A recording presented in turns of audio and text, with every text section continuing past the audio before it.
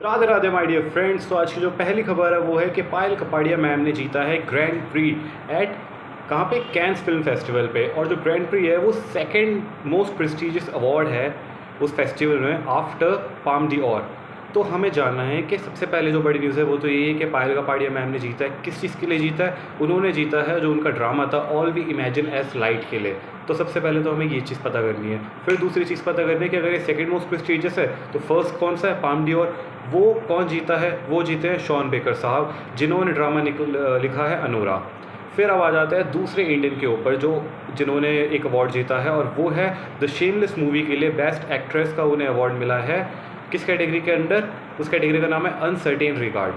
Basically इस category में जब अवार्ड मिलता है तो वो एक अनकन्वेंशनल, अनयूजुअल और नॉन ट्रेडिशनल चीज़ के लिए होता है। जिस तरीके से मूवी का नाम है शेमलेस, तो हम थोड़ा इमेजिन कर सकते हैं कि ये थोड़ा अनकन्वेंशनल और non traditional form of art है। दैट इज़ वाई उनको ये बहुत अच्छा अवार्ड मिला है। दूसरी न्यूज़ पर आ जाते हैं कि IRDAI ने बोला है कि जितनी भी हमारी इंश्योरेंस फर्म है उसके अंदर जो ऑडिट पीरियड चलता है, जो ऑडिट फर्म्स होती है जो स्टैट्यूटरी ऑडिट करती है, उसका जो टाइम पीरियड है उसको थोड़ा कम कर दिया जाए। पहले 10 ईयर्स के लिए उनको कॉन्ट्रैक्ट मिला जाता था, बट अब उसको कर दिया कि 4 साल तक आप जॉइंट स्टैट्यूटरी ऑडिट कर सकते हैं और 3 साल उसके बाद एक कूलिंग पीरियड मिलेगा। Basically it is very good because what happens is that अगर आप थोड़ा ऑब्जर्व करें तो जब आप बैंक में जॉब करते हैं तो आपको कुछ सालों बाद ट्रांसफ़र कर दिया जाता है। एंड जब आप बैंक में जॉब करते हैं देन आपको साल में एक बार मैंडेटरी लीव भी होती है। वो आपके पास ऑप्शन नहीं होता कि आप लेना चाहो या ना लेना चाहो, आपको लेनी ही पड़ती है। अगर आप नहीं भी चाहोगे तो भी आपके ऊपर फोर्स कर दी जाएगी कि आप अपने डेस्क से कुछ टाइम के लिए हट जाओ।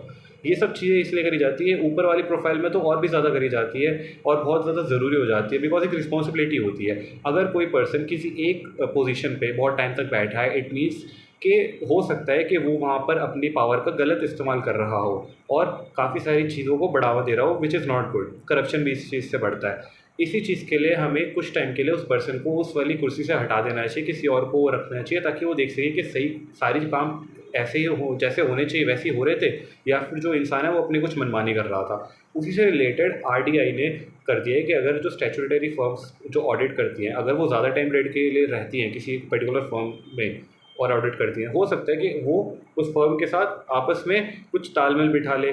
उस वजह से क्या होता है कि वो उनके साथ थोड़ा घुल मिल जाए और वो उनकी कुछ चीज़ों को नज़रअंदाज कर दें, विच इज़ नॉट गुड।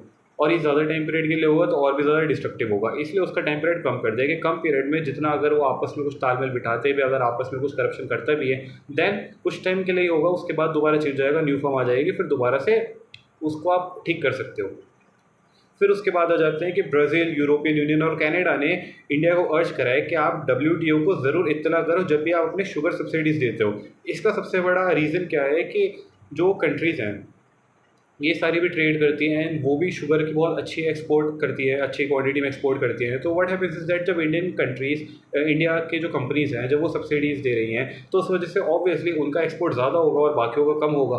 तो इस वजह से क्या होता है, डिसबैलेंस हो जाता है पूरे इकोनॉमी में और ट्रेड में। इस वजह से उन्होंने अर्ज करा कि देखो भाई, बता दिया करो जब सब्सिडीज़ वगैरह आप देते हो ताकि हम भी उस हिसाब से देख लें, हम भी उस हिसाब से मैनेज कर लें। ट्रेड तो ऐसे ही चलाना है ना। बट इंडिया बोल रहा है कि देखो जी, हम तो कुछ गवर्नमेंट का तो उसमें कोई रोल नहीं है, कंपनीज जो है वही एक्सपोर्ट करते हैं। तो अभी इसके बारे में इसमें डिस्कशन हो रही है। अब यहाँ पे बात करनी है मेरे को आपसे 1 मिनट और कि ये वाली वेब सीरीज़ तो क्या ही है, ये वाले शॉर्ट्स की जो सीरीज़ है ये आप देखा करिए, 3 या 4 मिनट के ही होते हैं। इट्स वेरी इंपॉर्टेंट बिकॉज एक तो सिर्फ संडे संडे डालता हूँ, छोटे से डालता हूँ। एंड अभी तक ये अभी तक की 3rd शॉर्ट वीडियो है। इससे पहले मैंने 2 ही डाली और अगर आप वो देखोगे तो आपको पता चल जाएगा जो न्यूज़ आप अभी आजकल में डिस्कस कर रहे हो वो सब मैं ऑलरेडी 2-3 हफ्ते पहले कर चुका हूँ। तो that is very important and that is how you build a good grasp on current affairs, because news जो है वो रिपीट होती रहती है। तो बस ये आपसे रिक्वेस्ट थी, आपके लिए एक बढ़िया, वरना मैनू की ओके जी, बाय।